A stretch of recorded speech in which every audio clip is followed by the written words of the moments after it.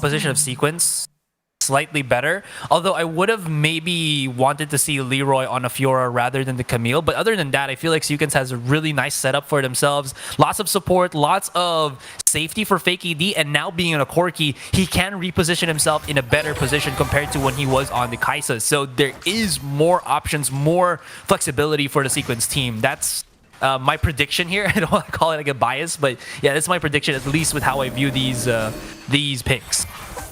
Well, it does seem like I'm always the one playing the devil's advocate, because in this case, it's not because I just want to play the devil's advocate, but really because I just like Impunity's lineup. In fact, if Impunity were to pick up that Yasuo instead of Fiora, I would be super happy. But I'm pretty happy with this Fiora as well, because 1v1 against a Camille, just riposte against that hook shot, and just Grand Challenge immediately brings down the Camille. So it's gonna be easy game for the side of Impunity, for the side of Fiora. So Team Sequence maybe just change something up. There could be a chance that we will be looking at a little bit of lane swap, especially since the 2v2 down in the bottom lane is not working out that well for them, because the Alistar Kaisa combo is already pushing this Corki down to a critical amount of health, and there is no way that this Corki can stay in lane any longer, because one simple headbutt and just wait until the mana regeneration from Raph comes in, Fake AD is gone. There really is just that dynamic duo synergy that we're seeing here from Impunity. A big fight on this Scuttler. It's not even the Rip Herald, it's just the lesser version of that. And look at that initiate, forcing the flash away from Leroy WR. That will be hurting him in the later stages, because I feel like once he reached level 5, he shouldn't have his flash up just yet. Lots of mobility, lots of control in the river, and when you become king of the river, you're able to just be that dominant in here and whatnot. Seems like there is going to be Scarlet Pelaverlo in terms of HP, but he just comes in as a 4-man and denies the final blow on the ADC of Impunity. Still though, this does give Fake AD some chance to start farming up. Just the sheer presence of Alistar is enough to intimidate the side of Sequence, because they know that they can't play greedy anymore. They need to find ways in order to fight against the side of Impunity, and I think that a lane swap very likely could work out. Alas, yes, I know. The patch note, they are discouraging lane swaps, and the fact that they are the turrets have now have more magical and physical resistance, but it's not really more about bringing the turrets down anymore. It's more about winning the fight, because Corki down in the bottom lane just couldn't stand a chance against the duo of Impunity. So just a little bit of a switcheroo, because Team Sequence, they're kind of betting quite a lot on the Corki. There's a lot of damage potential that Corki is able to bring out onto the board, as long as the Camille and the Jumpin brings out the things correctly. And in the meantime, down the bottom lane, the Gatling gun just going to be spiting the heck out of this Alistar, but it's still not enough damage to deal with it. The hook shot coming from the side of Leroy jumps right onto Ares. We do have the Grand Challenge. First of the vitals popped, but unfortunately, Leroy jumps himself right back. But the second vitals pop, but it doesn't really matter, because the Asana Battery is going to be the one that brings Camille right up into the air, allows Ares to deal the finishing blow.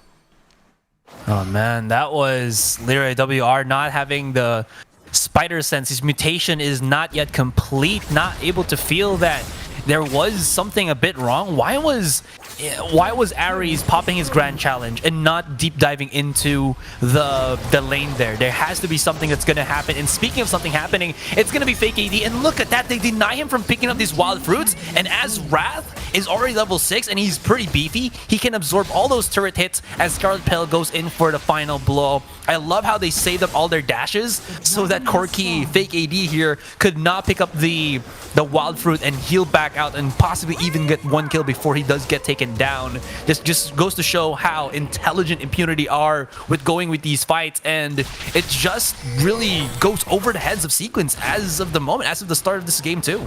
I think, despite Sequence losing 2-man before, I think that they are not on such a bad road. But in the meantime, take a look at the middle side. We do have hashtag ultimate going to be pushed right out onto the opponent's side. Unfortunately, just going to be pushing away from the entire ultimate itself, and thus the Hextech ultimatum is now gone. We do have the Corki. Valkyrie is up. He puts himself in a pretty nice positioning, but the battle dance coming in from this Rakan is going to expose Fake AD right in front of the enemies. But surprisingly, they are not going to care about Fake AD at all. They allowed him to put the missile barrage onto the side of Raph. It misses. It's not going to deal enough damage. They know that the Corki is not online yet, and thus he is not a priority. My oh my, that priority management coming from Impunity, they know that Corki, yeah, you can't deal that much damage at all at this point of time. So we're just gonna leave you out. We're gonna kill your friends. Then we come for you.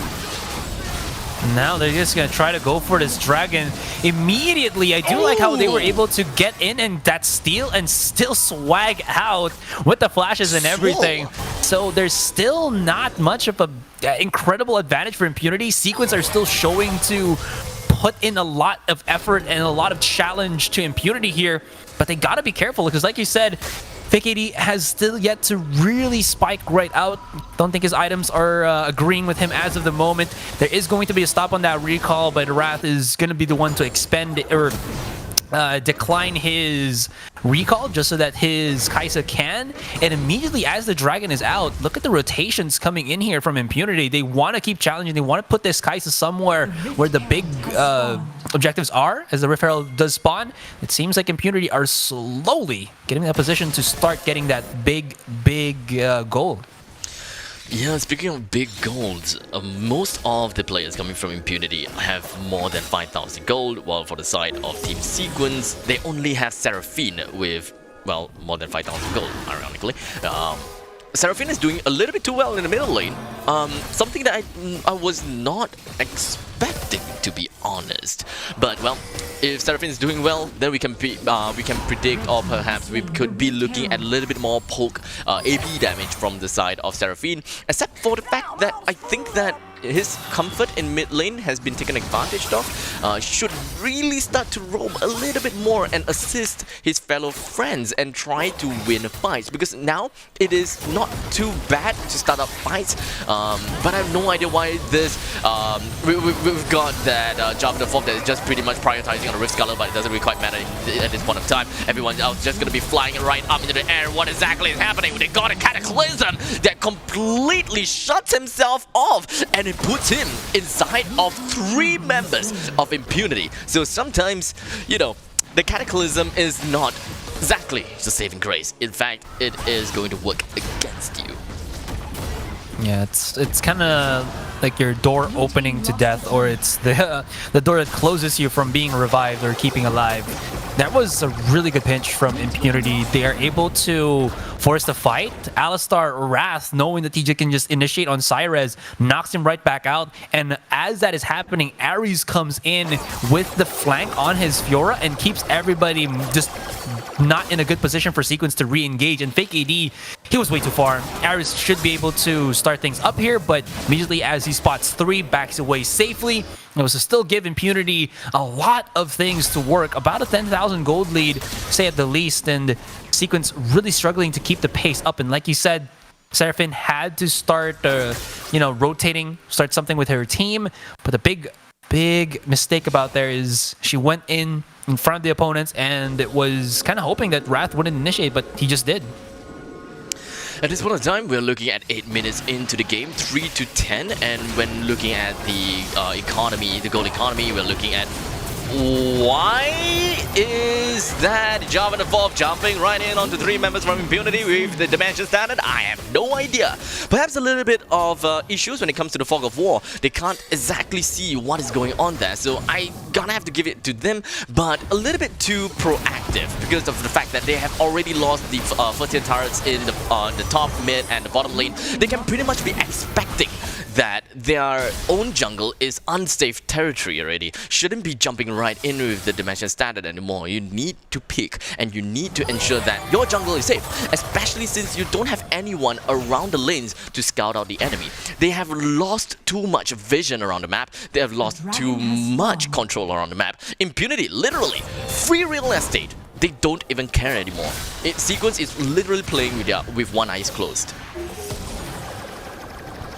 They can't really do much aside from that, and just blindly going into these brushes since they don't have the wards to really supplement anything. The flag and drag out from the Jarvan, but it's still going to be too late. And Wrath, look at that. He just does not fear anybody. Big flank coming in from Swirl, sucks right in Fake AD. The one target that could have been the threat for Impunity is gone and out, and Impunity knows this. They are out of blood as they charge right in, going ham, and They don't set their eyes anymore on that dragon. They don't set their eyes anymore on the big objectives. It's the Rift Herald into the mid, but immediately right after, as they know that there's no retaliation that will be had by Sequence, and they still have to deal with this with RH, Baron is the next on the dinner menu. That is immediate prioritization from Sequence after dropping that that Rift Herald. So Sequence have no time to regroup. They know that, as a matter of fact, they cannot fight for the Baron Nashor at all. In fact, just the Rakan and the Camille heading themselves into their own jungle is actually kinda scary in its own regards. But well, they may be looking at the 3v5. If Impunity actually didn't recall, it would have been an easy game over for the side of Impunity. Especially Sequence, they don't really have much vision to work with. But I think that the main objective of Sequence by heading into their own jungle is just to plant that simple ward instead of getting themselves into fight. So they're slowly trying to get themselves the claim of the land slowly over time. But it's gonna be a tough job. It's an incredibly tough job. 14k difference. No dragons had for Sequence except for the Ocean Drake, and like you said, very, very little if to no map control, map warding at all. Thinking he's gonna be the one to start it off, and yeah, that's not how it just is supposed to do. He's the ADC, he needs to be in the backline, and this should be just no amount of damage whatsoever. Sequence, it seems that they had the HP, but they all clumped up into the big cojones of the ball of Swirled, and they just got gobbled up. Yes, there's going to be Jim to maybe get the shutdown on Swirled here, but it was only a fadeaway Smite, and in the end, Smite in the late game doesn't do much. That's going to be Impunity with a 19-3 lead, and the Nexus after this one is destroyed. It's game, exactly. Yeah, it's really unfortunate on the side of Sequence with the Nexus down right now. Sequence tried their very best to fight against Impunity, and they pretty much lost in the early game already. The amount of gold lead in the early game is actually not that huge because it was only like 2 minutes in. They only lost by like a unsubstantiable amount, like less than 1,000 gold lead. So I think it's okay-ish, but the longer that they stay in lane,